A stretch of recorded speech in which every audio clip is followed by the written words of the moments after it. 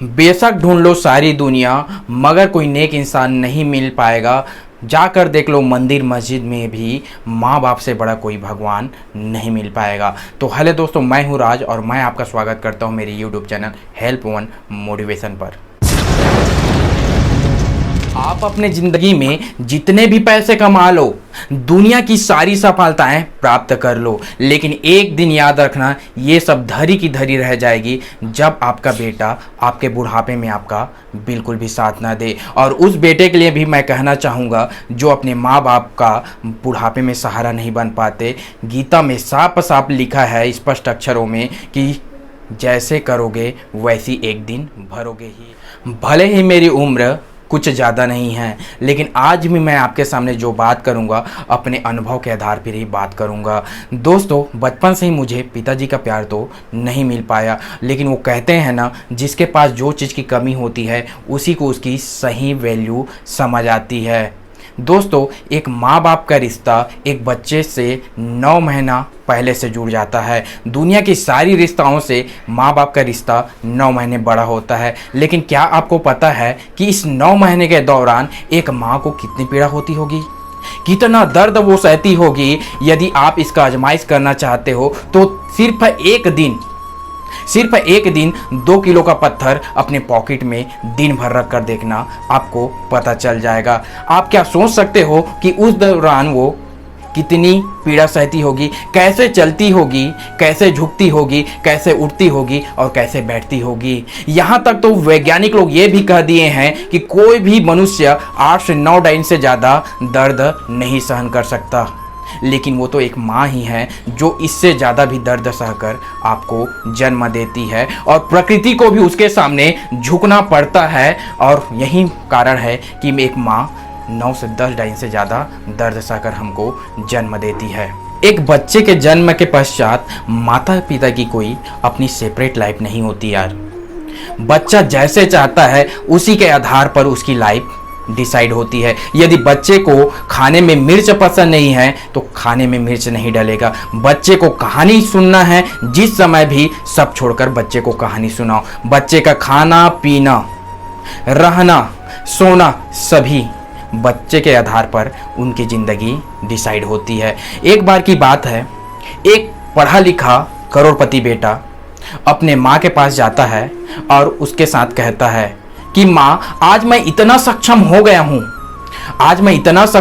हूँ कि आपका जितने मेरे ऊपर कर्ज है वे सब मैं आज चुका सकता हूँ। इस बात को सुनकर माँ कुछ नहीं बोलती, सिर्फ मुस्कुरा देती है। और जैसे ही उसी रात को 12 बज रहे होते हैं, उसका बेटा सोया रहता है, तो माता, उसकी जो माँ है, एक गिलास पानी लेती है और उसके कपड़े ऊपर डाल देती है। इससे बच्चा चौंक कर खड़ा होता है और भड़क जाता है अपने माँ ऊपर। कहता है, आप पागल हो गए हो क्या? आपकी बुद्धि सटक गई है क्या? नहीं देख रहे हो कि मैं क्या कर रहा हूं? अभी पानी कैसे डाल दिए? तो उसकी माँ कुछ नहीं कहती, सिर्फ एक बात बस कहती है, बेटा जब तू छोटा था तो एक रात में तू 3-3 बार सुसु करता था, और जिस बार भी सुसु करता तेरे को सूखे में सुलाकर मैं गीले में सोती, और पूरा जब बिस्तर ही गीला हो जाता तो तेरे को अपने सीने से लगाकर सोती थी। दोस्तों, याद रखो, भगवान राम और कृष्ण भी हुए जो आज तक माँ बाप का कर्ज नहीं चुका पाए, तो आप और मैं कौन है यार? एक संतान के लिए माँ बाप अपनी ज़िंदगी की सारी खुशी दांव पे लगा देती है, लेकिन वही बच्चा जब बड़ा होता है तो जनरेशन गैप के नाम पर संकोच करता है। वे कहते हैं कि हमारे विचार आज मेल नहीं खाते, और मैंने यहाँ तक कि देखा है कि बुजुर्ग माँ बाप के साथ चलने में भी उसको दिक्कत आती है। ये विश्वासघात है यार।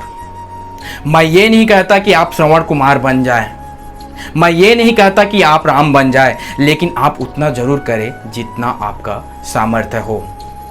आज आपके माँ बाप को टाई पहनने नहीं आती, सूट बूट पहनना नहीं आता, उसको इंग्लिश बोलना नहीं आता, इसमें उसकी कोई गलती नहीं यार।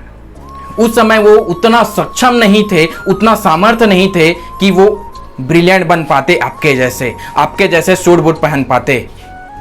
उसको इंग्लिश बोलने नहीं आती, हिंदी ढंग से बोलने नहीं आती, तो संकोच मत कीजिए, क्योंकि उस समय इंग्लिश मीडियम स्कूल नहीं हुआ करते थे। आप सिर्फ ये सोचिए कि आप जिस स्थिति में हो आज, आखिर किसकी बदौलत हो। क्या आपका यही दायित्व है कि उनको जब आपकी सबसे ज़्यादा ज़रूरत है तो उनको छोड़कर चले जाए?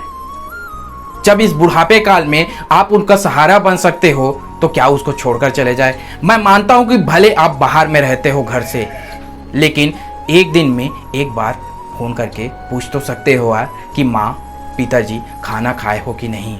यदि हफ्तों में नहीं तो महीने में तो एक बार घर आ सकते हो। आज आपसे सिर्फ एक प्रश्न, यदि आपके संतान भी आपके साथ यही करे तो आप कैसे करोगे? अब आप बोलोगे ये कर ही नहीं सकते, लेकिन याद रखिए आपके माता पिता ने भी ये नहीं सोचा होगा कि आप ये करोगे। यदि सोचा होता तो वो आपकी परवरिश इतने अच्छे ढंग से नहीं करते, आपके लिए हर खुशी को सेक्रीफाइड नहीं करते।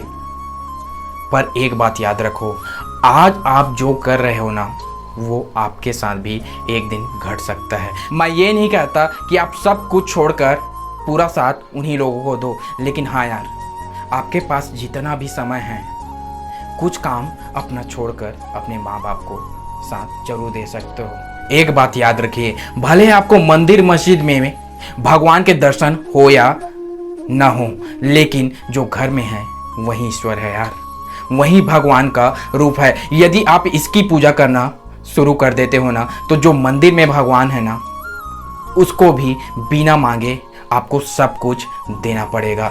याद रखिए, यदि आपने दूध की कदर नहीं जानी, माँ के दूध का कर्ज नहीं समझा, तो ये ईश्वर भी आपको कभी क्षमा नहीं करेगा।